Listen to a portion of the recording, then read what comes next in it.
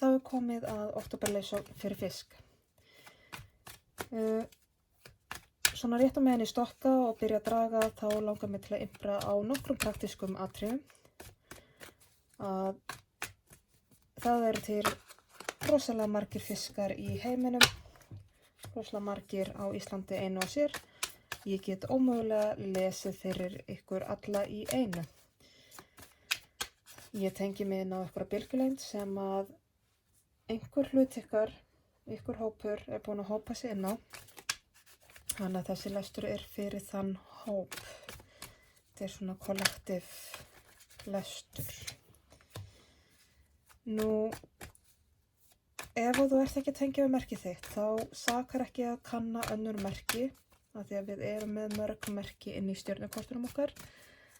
Og ég mæli þá sérstaklega með að tékka á rísandi merkinu ykkar eða tunglmerkinu ykkar. Ég vinn í flæði. Það eru ákveðin atriði sem eru svona svolítið sveigjanleg og flæðandi, svona smáatriði sem við skulum ekki fara að einblína of mikið á. Svona eins og kyn, aldur, sambönd, samskipti, svona, já, við skulum ekki gleyma okkur í einhverju smáatriðum.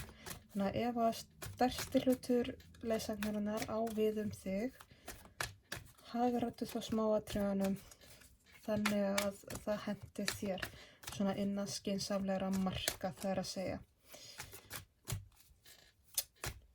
Þannig að við skulum skella okkur í þetta. Ég er búin að draga í 2 bunka hér. Við vorum komið með hvað fisk ég er að lesa fyrir uppákomurnar og núna er ég að draga í leiðsögn.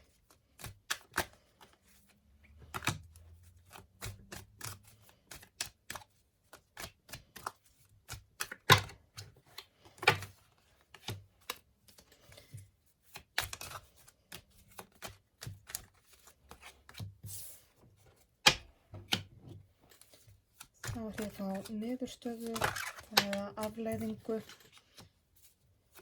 Það má segja að það sé svolítið svona endinn á október. Tímasetningarnar eru oft svolítið flæðandi líka. Það getur vel verið að þetta ferli sé nú þegar að byrja hjá okkur. Kannski seinkar því einhverja vikur. Kannski var þetta fyrir ári síðan. Það eru svona ákveðna tímalínur sem fara í stað svona hér og þar, þannig að eins og ég sagði, við skulum ekki hengja okkur í einhverjum smáatriðum. Ok, og þá vil ég að það sem fiskurinn veit ekki, það sem honum er hulið, en hann hefði gott að fá smá innsýn inn í, fari hér neðst í bunkan.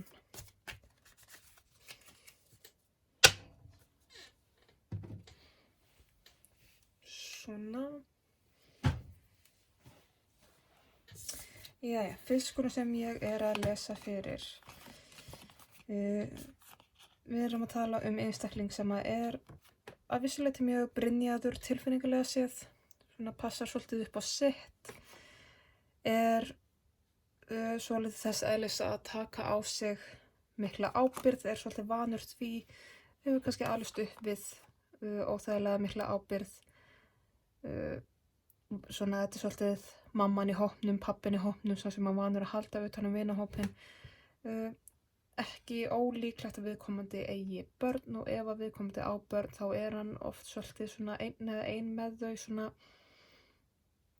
ekki endilega ein hleypur eða ein stæður en svolítið svona yfirverkstjórinn á heimilinu og heilt yfir þá er þetta einhver sem er svona ábyrgðar seggur má segja og fullmikið oft á tíðum og á það til að sko það er ekki bara það að sitja uppi með ábyrgðina, hann á það til að taka hana á sig og heilt yfir kannski ómeðvitað hreinlega að þú eigir að til að taka fyrir hendunar á og öðrum alltaf góðum vilja gert engu að síður.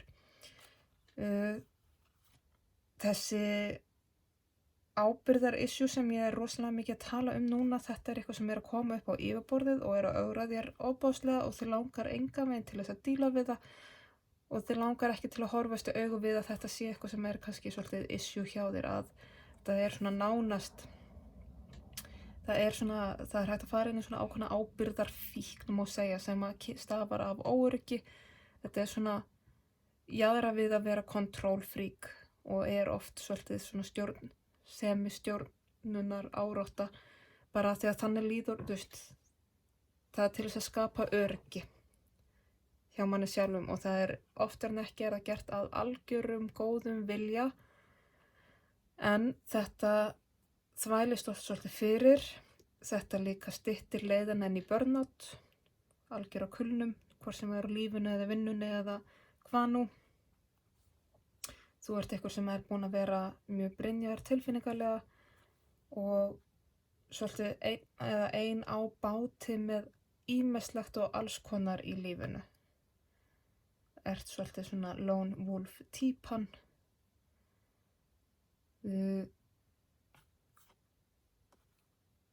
Og einmitt kannski að því að það mjög algengt að fólk sem alið upp við ofur ábyrgð gerist í rauninni svolítið svona lone wolf og svona jaðra við skuldbindinga, ótta og fælni, bara fyrir það að það veit að ef það skuldbindir sig við eitthvað þá bætir það á þessa ábyrgð sem að það búið að fylgja þeim í lífinu, og það verður oft bara svolítið mikið. Þannig að þarna verið að róta við ykkur svona djúpstæðu óöryggi sem þú mögulega ólst einfaldlega upp við, eða hefur að minnsta kosti einhvern veginn skapast í lífinu. Þannig að já, þetta fiskurinn sem ég að lesa fyrir.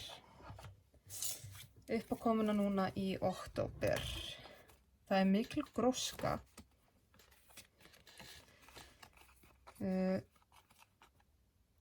Mikil gróska, mikil vöxtur. Þú ert að fara að uppskera alls konar sem þú hefur sáð. Það náttúrulega haust núna, þannig að við erum í svona uppskeru tímanum. Fræi sem við erum búin að sá núna í fyrri hluta árs, í vor, í sumar. Núna fyrir við að sjá svolítið vöxtinn af því, og það að fara að gera sjá þér svolítið núna með haustinu. Og það mun gefa þér mikinn persónulega vöxt þar að auki, mikinn þroska, mikinn kærleik, vefjandi kærleik sem að fylgir þér líka. Og svolítið svona ítir þér, þetta eflir svolítið tignina þína og öryggi þitt, svona sjálfsöryggi og sjálfsást. Þú ert að fara að skera svolítið mikið upp í því, og þá kannski ekki skrítið að já, það verið að ögra hérna svolítið svona ykkur gamlu óöryggi, þegar það verið að ýta þér inn í meira sjálfsöryggi. Það verða ýmsir valkostir í boði fyrir, jafnvel svolítið þannig margir að það veldur hugsanlega ykkur valkvíða. Og það verða ögranir í nánu samböndum. Ég ætla að byrja á því að stökkva það, ef við erum að tala rómantískt samband eða sambönd fyrir ykkur sem jafnvel einhleyp, þá koma til með að verða ýmsir valmöguleikar í boði á þessu sviði. En þú verandi eins og þú ert, með kannski svona smá skuldbindingnafælni, þá finnst þér svona, já, það svolítið takmarka hvað þú getur gefið af þér í sambandi og þorir að hleypa að þér.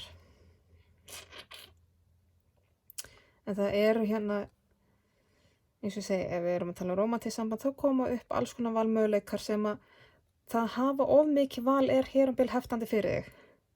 Þannig að þetta svona pínu, ef þú ert búin að loka á eitthvað samband og ert að fara að spá ykkur nýju, þá getur gamli fara að dúkka upp, eitthvað svo leiðis. Þetta svona óþægilega, þetta verður svolítið nagg.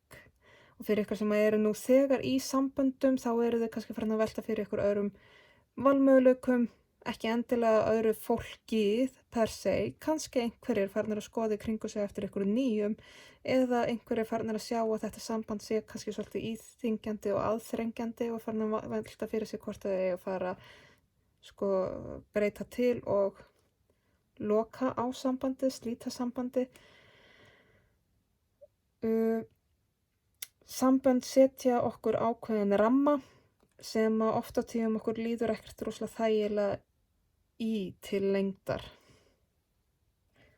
Og það er svolítið verið að ýta þar.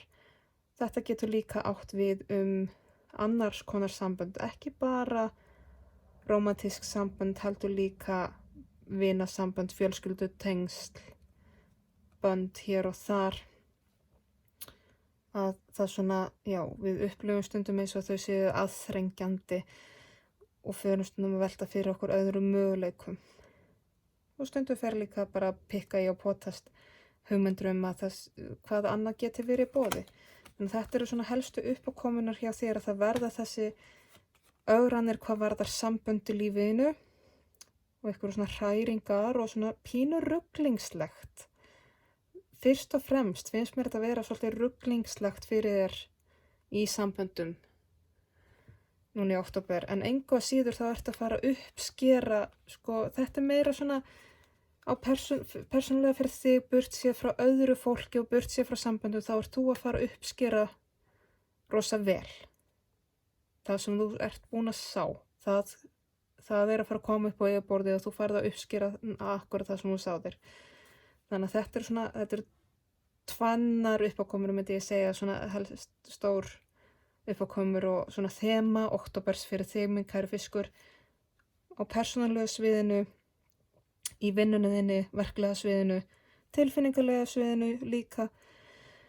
Þá ertu að fara að uppskera það sem þú hefur sáð, en það verða mjög svona rugglingsleg og ringulegreið varðandi nánustu samböndinni kringum þig og ögranir á því sviði sem að fer svolítið, já, svona ögra þér svolítið mikið að þú ert svolítið brynjaður einstaklingur og langar svolítið til þess að fá að hafa það bara hjartaði til frið. Leiðsögnin þín. Jæks. Sorry. Með tvö mjög dýnamísk spiljanna. Það sem að það er verið að fara að tæta svolítið mikið sundur hjá þér og alveg niður í grunnelementin.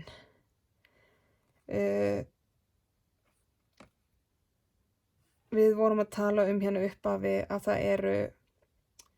það eru svona möguleikar á, þú ert með brynju yfir hjartanu, það eru möguleikar á svona ábyrgðar, dellu, ábyrgðar fíkn, ábyrgðar þráhyggju, jafnvel stjórnunar áráttu, óöryggi og mögulega eitthvað skonar, mögulegt að ala upp við of mikla ábyrgð. Það er verið að fara að sprengja það svolítið tætlur og það er verið að fara að tæta svolítið sem skjöld ofan að hjartanuðinu, að þetta er eitthvað sem fer alla leið lengst aftur í fortíðina og inn í þinn dýpsta kjarna. Það er hérna 2 spil sem segja að það er verið að fara að tæta algjörlega bara brynjuna af þér, má segja, þegar það er verið að opna þig tilfinningilega séð, bara svona til að gefa þér smá mun. Hérna er sitt hvort þroskastigið á tilfinningalega sviðinu. Við erum hérna með riddana sem er ungur, hann er með vopnið sitt og skjöldin yfir hjartastað og versig. Svo er hér drottningin sem er næsta þroskastig fyrir ofan riddara. Hún er algjörlega óvarin, það er engin skjöldur, engin vörn, alla tilfinningarnar fá bara að flæða frjálst. Hún er samt, hún er sterkari heldur en þessi sem er vopnaður með skjölda upp á lofti. Hún er sterkari aðilinn, hún er þroskaðri aðilinn. Það verður að ýta þér í gegnum þetta þroskafeldi, taka niður skjöldin, leggja vopnin til hliðar og flæða. Það getur verið ofboðslega erfitt og það er oft á tíðum sárt. maður kemst ekki upp með neins konar blekkingaleik, þess vegna vera að tæta allt í sundur hjá þér, allt kemur upp á yfirborðið. Þetta verða bombur, það verður ýmislegt í gangi hjá þér í þessu mánuði. Tilfinningilega sé þá átt eftir að vera í algjörum rússibana, ég ætla bara að segja þér eins og það er, þetta verður rússibani. En það fylgir þessari leiðsögn að þetta verður í restina bæði miklu léttari róður en það var áður. Þessu fylgir gífurlegt jafnvægi og þú hefur aðstoð þegar þú vilt hana. Þú hefur vernd, þú hefur leiðsögn, þú hefur aðstoð, það eru alls konar aðilar í kringum sem eru tilbúin til að hlaupa undir bagga og styðja við þig. Það vantar ekki. Fáum hér niðurstöðu.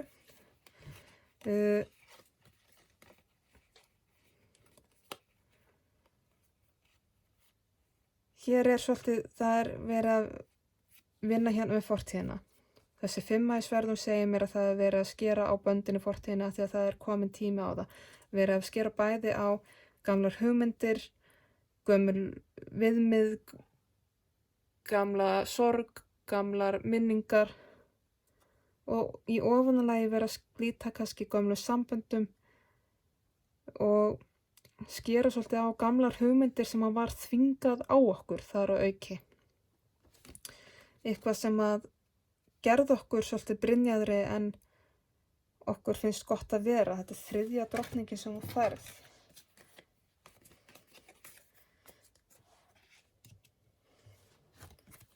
Þú ert með jarðardrottninguna, vatnsdrottninguna og svo færðu hérna loftdrottninguna.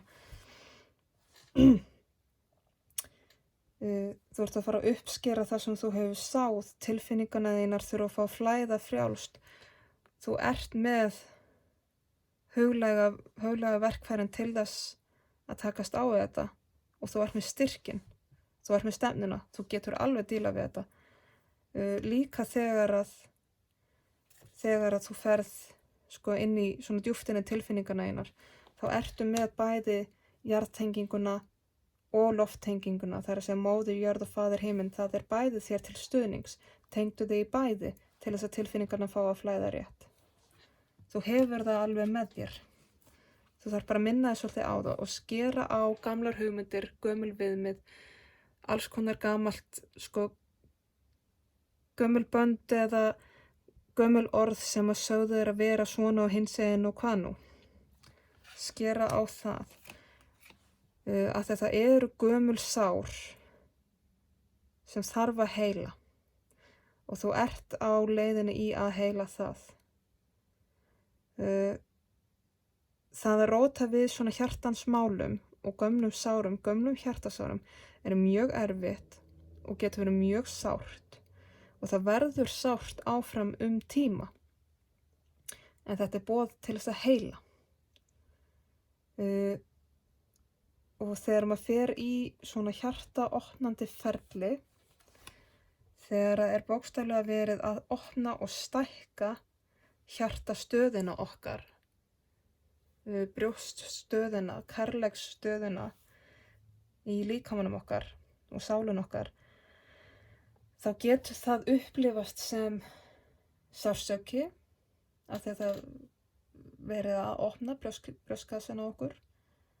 Við upplifum berskjöldun, við getum upplifað mikinn kvíða, hreinlega fysísk, sem sagt, einkenni kvíða eða panikmómenta, hjartsláttur, grunnur andardráttur, munnþurrkur, alls konar svona sem við erum kannski gjörn á að tengja við kvíða eða kvíðaköst jafnvel.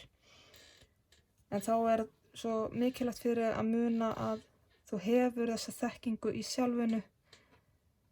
Þegar þú ferð að upplifa þessi fysísku líkamlegu einkenni, hreinlega kvíða og óþæginda í hjartanu, að vera svolítið jafnvíg, tengja þig inn í líkamann, setja hausinn inn í líkamann, skanna þig, tékka á heilanum, eru rök fyrir þessari tilfinningu, ekki búa til rök, þá farðu bara í rifrildi við sjálfa þig, en tékkaðu, þú veist, er fótur fyrir þessum kvíða eða þessum óþægjendum?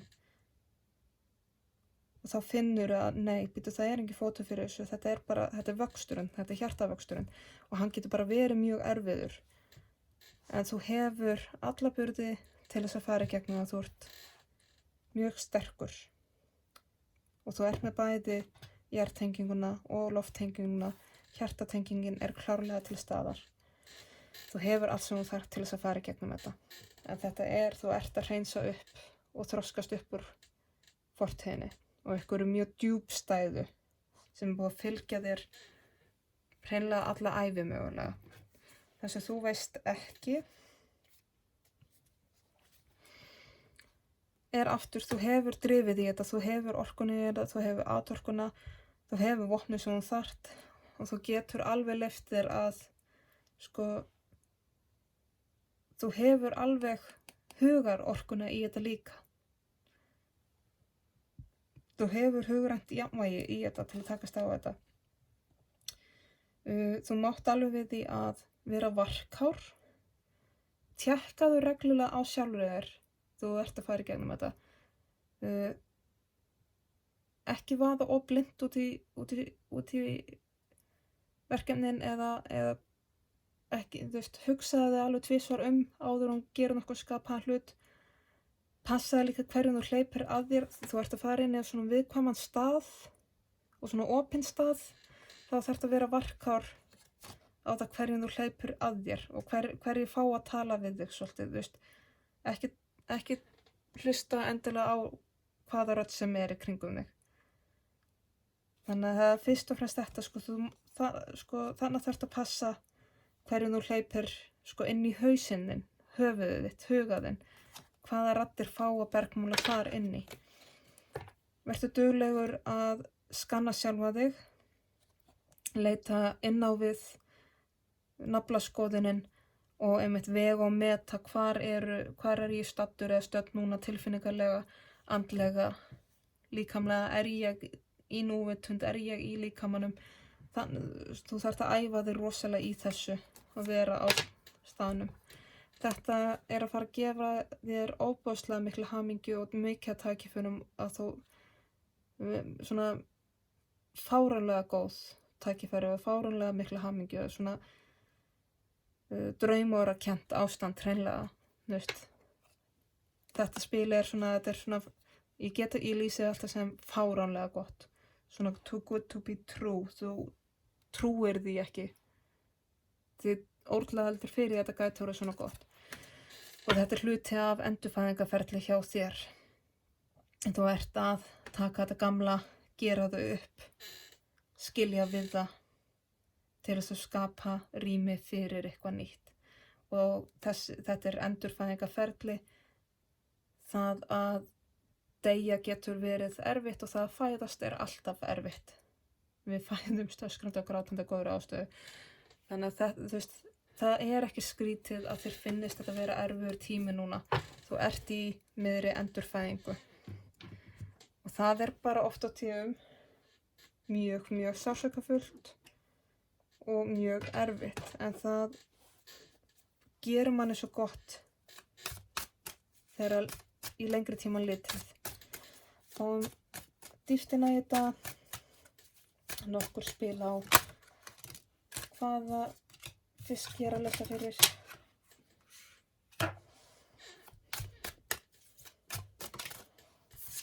Og uppákomurnar.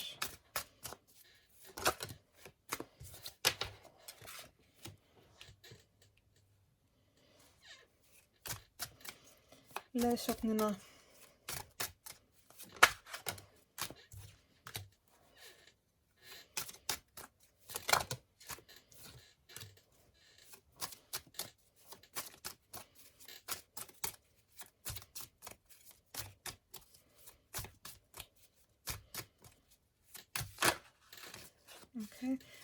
Niðurstöðuna.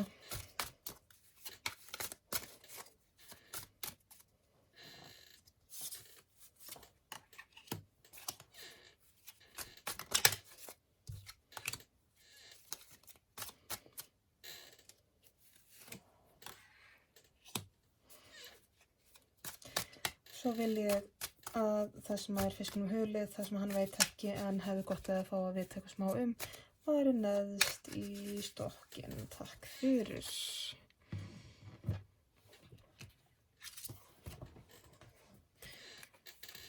Fiskun sem ég voru að tala við, Brynjar, einstaklingur sem er gjarn að taka á sig mikla ábyrgð, er farin að átta sig á því að þetta eitthvað sem hann þarf að díla við en hann vill það ekki díla við og lætur sem að sjá það ekki, er lone wolf típa sem að finnst oft á tíðum bara best að fá að vera einn og gera hlutina einn og sjálfstætt en finnur fyrir vikið stundum fyrir einmanaleika svona í stuttu máli.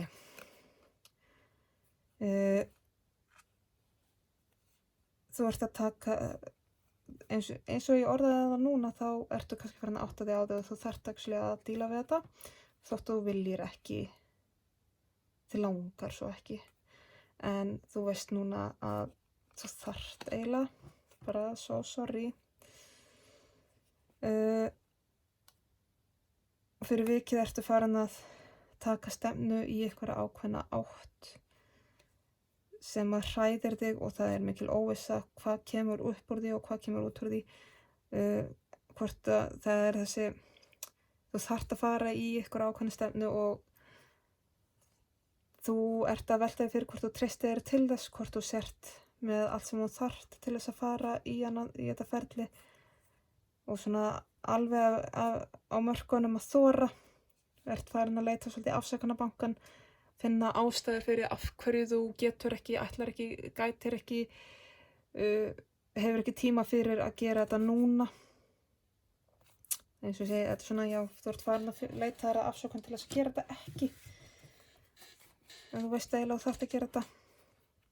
Uppákomunar það voru hérna uppskjörutíma og mikil gróska en á sama tíma erfiðleikar í nánu sambandi svona, já, fara að róta svolítið við þér, rammanum þínum og valmöguleikunum sem eru boðið fyrir þig. Taktu þig eins og þú vilt af því að þetta getur þýtt svo margt eftir hverja aðstæður eru. En hér er mikil hamingja. Það eru svona verið að umróta svolítið sko aftur í samböndum hjá þér, verða breytingar varðandi skuldbindingar í samböndum og svona mótun sambanda. Það er að segja staða sambands tekur breytingum, hvort sem það er að vera sko taka aðeins í sundur eða færast nær. Ég vona að þið áttið ykkur á því hvað ég er að meina og hér er mikið verið að vinna með fortíð og þörfina fyrir að sleppa fortíðinni og það spilar rauninni inn í bæði, finnst mér, að það að vinna úr fortíðinni er hluti af því sem þú ert að fara að uppskera núna og er að fara að gefa þessu mikla hamingju og það að vinna úr fortíðinni er líka að fara að róta við samböndunum þínum og svona hrista svolítið upp í þessari grunnhugmynd og grunnstofunum á bakvið téð sambönd og við vitum það þegar við sérstaklega með náin sambönd,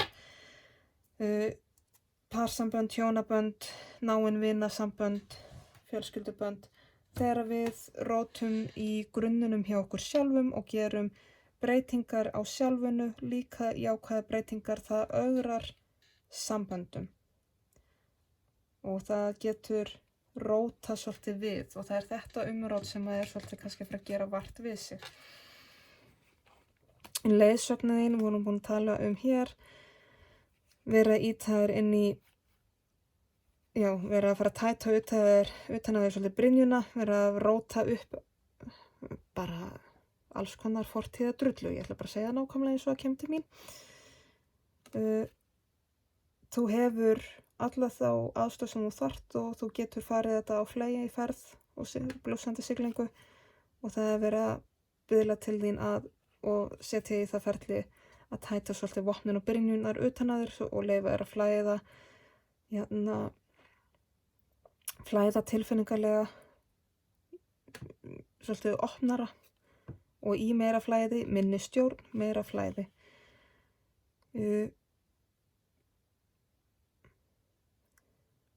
Hér í leiðsögunni kemur líka að það kemur upp nýtt tækifæri, nýtt tilboð í sambandi við sálufélaga, einhvers konar sálusamband, þarf ekki vera rómantískt, svo ég einbyrji á því. Sálufélagasambönd eru ekki automatískt rómantísk sambönd, það er ekki saman sem merki að þið þurfa að vera rómantískir félagar eða fara í parsamband. Þú átt fleiri en einn sálufélaga í lífinu og þeir geta verið allavegana og alls konar. Líka vinir, líka fjölskyldumeðlimir, foreldrar, systkin, börn geta verið bestu vinir stutta tíma og þar auki eru sálufélagasambönd geta bara verið stuttir árekstrar og farið svo aftur í sundur. Það er ekki þessi gamla hugmyndum að sálufélagi sé hinn eini sanni maki að eilífu. Þannig að þetta getur verið hvernig sem er samband. En það er verið að biðja þau að tæta brynjuna, skafa upp skítinn úr fortíðinni, flæða opnara og tilfinningarlegra og vera opin fyrir eitthvað svona nýju tilboði, nýju tækifæri hvað varðar sálufélaga samband og mjög náið samband. Niðurstaðan var sú að þú ert að fara að skera á gömul bönd úr fortíðinni, gömul samband, gamla sársauka, gamla tilfinningar, gömul viðmið til þess að heila gömul hjartasár. Þú ert með allt sem þú þarft til þess að gera þetta, hvort þó þú hafir ekki alltaf trúa sjálfu þér. Þetta er að fara að styrkja þig mjög mikið, svona í lengri tíma litið. Þú munt bera sigur á hólmi í þessu. Þetta mun færa þér gífurlegt jafnvægi á ýmsum sviðum, líka veraldlegum sviðum, heimilislífið, fjölskyldulífið, fjárhagurinn. Það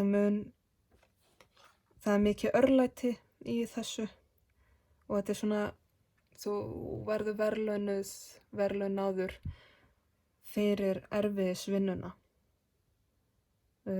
Heimurinn verður gjöfull við þig og þú gjöfull við heiminn og þá flæðir það alltaf jafnt og þétt fram og tilbaka.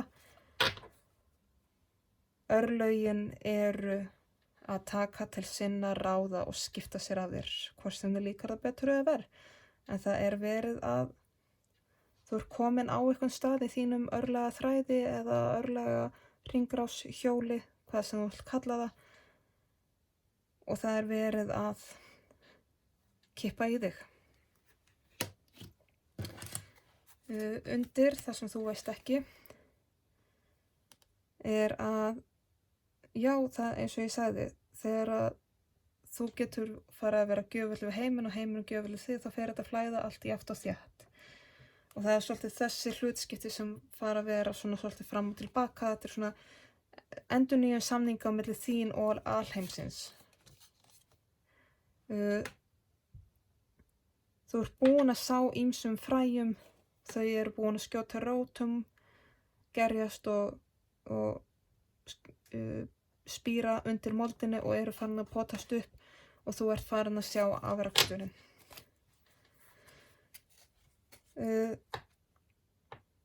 Það fylgir þessu ákveðnir erfiðleikar, erfiðar tilfinningar, ekki beint erfiðleikar, fyrst og fremst bara tilfinningar sem er erfitt að upplifa á borði við kvíða og óþægjandi sorg, grátur, en þetta er samt til heilunar.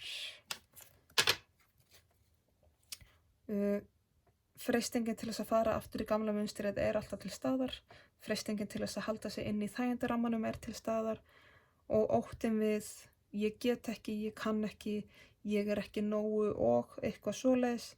Þetta er allt saman ennþá til staðar til þess að halda þér niðri.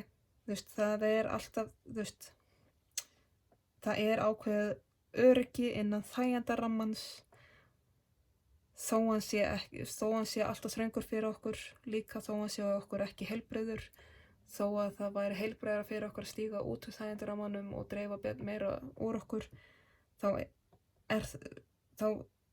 þekkjum við þennan ramma svo vel að hann er öruggur og hann er freistandi. Og þetta er óttinn, og þá er mikilvægt að muna sig á það að djöfullinn, freistingin, óttinn, þetta hefur aðeins það vald yfir okkur sem að við gefum því. Alright. Ég ætla að fá hér nokkur spil úr íslensku víkingakortunum. 3 spil væri ágætt, takk.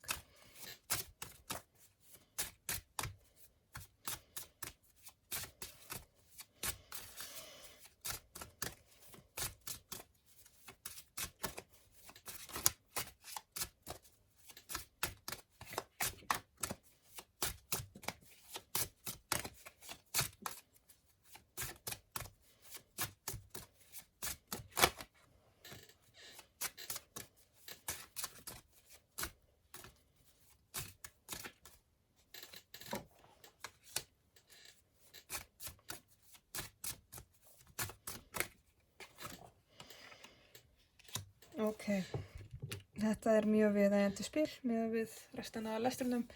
Að það fyrsta spili sem kom upp er fyrsta kort stokksins.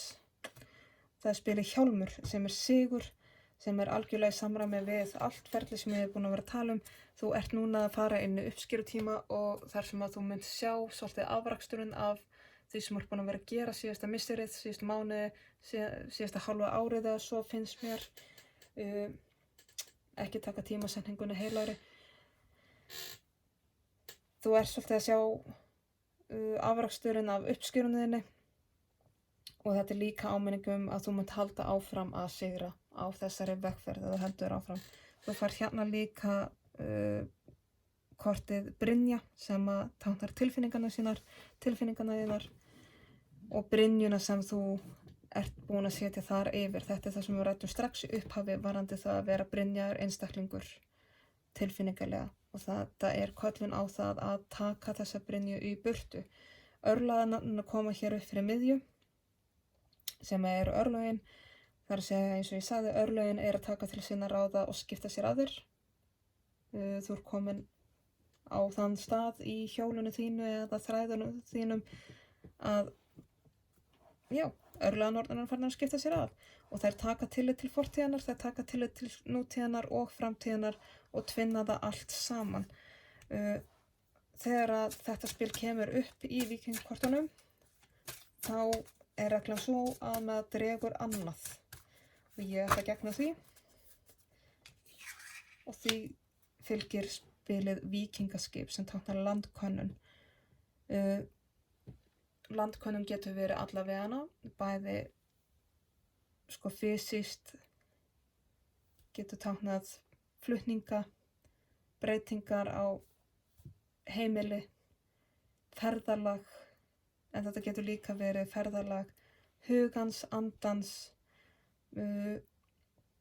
könnun á sviði tilfinninga, könnun á huglæðissviðinu, það er að segja nýtt nám, jafnvel, nýjar leksjur. Þessar drottningar sem fékkst 3 áðan voru jarðardrottningin sem er þennan fysiski hlutin, jarðnesk ferðalög, jarðnesk könnun. Svo varstu með tilfinningalegu drottninguna sem er þá tilfinningalega ferðalagi, tilfinningalega könnunin. Svo varstu með huglægu drottninguna, það er að segja eins og ég sagði, huglægu könnunina og huglægu ferðalögin. Þannig að þetta kemur allt heim og saman með þessu spilum líka. Að lokum ætla ég að fá 1 kort úr Mystical Shaman Oracle stokkinum til að loka þessari leiðsögn.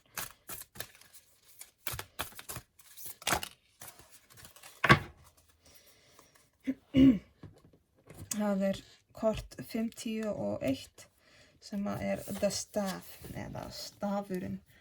Og þar sem að þetta er stokkur sem að ég hef ekki unnið mjög mikið með, þá er ég með bókina hérna á kantinum og ég ætla að nýtast við hana. Ég hef einfaldlega aldrei séð þetta spil áður, stafurinn.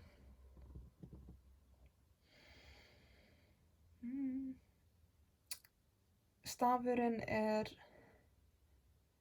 áminning öfgahliðarnar eða andstæðurnar í lífinu. Yin og yang, karl og kvennorka, ljós og skugga.